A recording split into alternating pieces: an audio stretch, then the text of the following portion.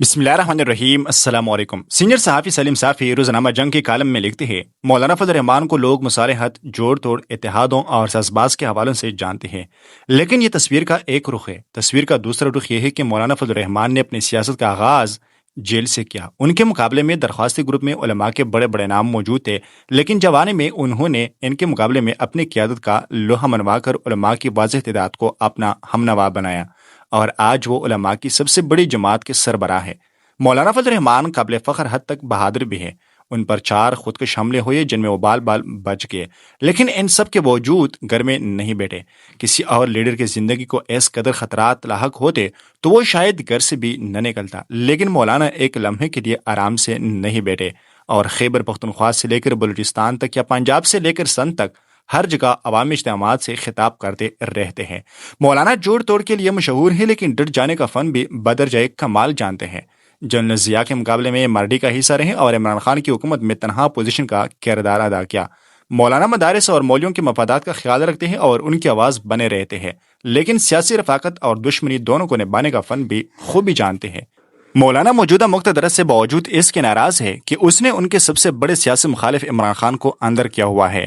اس ناراضی کی کئی وجوہات ہیں۔ ایک وجہ تو یہ ہے کہ مولانا کے آبائی گاؤں اور زیر اثر علاقوں میں عملاً ٹی ٹی پی کو کنٹرول حاصل ہو گیا ہے، اور مولانا اس صورتحال کو مقتدر کی پالیسیوں کا نتیجہ قرار دے رہے ہیں۔ دوسری وجہ یہ ہے کہ مولانا سمجھتے ہیں کہ گزشتہ انتخابات میں انہیں ہروایا گیا ہے، حالانکہ ان کی اس رائے سے مجھے اتفاق نہیں، اور دل یہ نہیں مانتا کہ مقتدرہ نے انہیں ہروا کر پی ٹی آئی کو جتوایا ہوگا، لیکن بہرحال ان کے پاس اپنے دلائل بھی ہیں، اور وہ اس بات پر یقین رکھتے ہیں کہ مقتدرہ نے انتخابات میں ان کے ساتھ بے وفائی۔ مولانا فضل الرحمان سمجھتے ہیں کہ انہوں نے شعوری طور پر اپنے آپ کو عسکریت پسندوں کا نشانہ نمبر 1 بنایا ہے، اور اس بنیاد پر اس ریاست کو ان کو احسان ماننا چاہیے۔ اس کی تفصیل وہ یوں بیان کرتے ہیں کہ ان کے ساتھ جو لوگ وابستہ ہیں وہ بھی کم و بیش اس سوچ کے حامل ہیں جو ٹی ٹی پی کی ہے، اور اگر وہ ان لوگوں کو پاکستان آئین اور پارلیمنٹ سے نہ جوڑتے تو وہ بھی عسکریت پسندوں کے ساتھ جاتے، اور اگر مدارس کی بڑی تعداد ٹی ٹی پی کے ہمنوا ہو جاتی تو پھر اس ریاست کا کیا حال ہوتا۔ اس لیے عسکریت پسند مولانا پر خود کے حملے کرتے ہیں، کیونکہ نظریاتی طور پر وہ انہیں اپنے راستے کی دیوار سمجھتے ہیں۔ ٹی ٹی پی اور داعش کے وابستگان جمہوریت کو کفر سمجھتے ہیں اور اس کے بالادستی کے لیے کام کرنے والوں کو مرتد شمار کرتے ہیں، لیکن مولانا فضل الرحمان آئین اور جمہوریت کے علمبردار ہیں، اور مذہبی طبقے کی ایک بڑی تعداد وہ ریاست اور آئین سے جوڑ کر کے رکھا ہے۔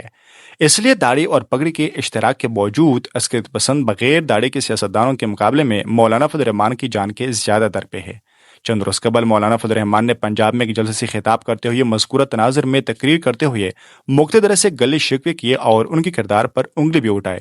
تسلسل میں ان کی زبان سے شہدائے وطن کے بارے میں ایسے الفاظ ادا ہوئے کہ جو مناسب نہیں تھے۔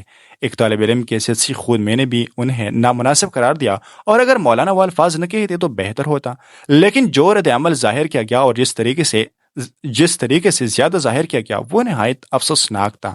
اس سے لوگوں کو مولانا کے خلاف میدان میں اتارا گیا جن کی معاشرے میں کوئی وقت ہی نہیں۔ بعض نے تو مولانا کو گٹھیا القابات سے پکارا اور انتہائی ناشائستہ زبان استعمال کی گئی۔ سوشل میڈیا طور پر مخصوص اکاؤنٹ سے مغلظات کی حد کر دی گئی۔ ایسا تاثر دیا گیا کہ جس سے مولانا کا کوئی مثبت کردار ادا ہی نہیں رہا، اور خدا نخواستہ وہ ملک دشمن ہے۔ غداری کے فتوے باندھنا تو ایک فیشن بن گیا ہے، چنانچہ مولانا کو بھی اس تمغے سے نوازا گیا۔ اس کا نتیجہ یہ نکلا کہ جن لوگوں تک مولانا کی تقریر نہیں پہنچی تھی ان تک بھی پہنچ گئی۔ ہر ذہن میں یہ سوال اٹھنے لگا کہ مولانا نے کیا ایسا بات کی ہے کہ انہیں آڑے ہاتھوں لیا جا رہا ہے، اور پھر اسے اس وقت تک سکون نہ آتا جب تک وہ اس کلپ یا تقریر کو تلاش کر کے دیکھ اور سن لیتا۔ اس کے برعکس اگر خاموشی کے ساتھ مولانا کے ساتھ رابطہ کر لیا جاتا اور ان کی توجہ دلائی جاتی کہ ان کے الفاظ سے شہداء کے لواحقین کی دل آزاری ہوئی ہے، تو مجھے یقین ہے کہ وہ اپنی بات سے رجوع کر لیتے۔ لیکن جو کچھ مولانا کے خلاف کیا گیا اس کے بعد اس بات کی گنجائش بھی نہیں رہے، کیونکہ ضد کے جواب میں مولانا بھی ضد میں آتے ہیں۔ سوشل میڈیا پر کردار کشی کی جو ریت چل نکلی ہے، اس کو چلانے والوں کو یہ بات ذہن نشین کر لینی چاہیے کہ گالم گلوچ اور کردار کشی سے کوئی آدمی یا اس کا فالوور اپنی رائے نہیں بدلتا۔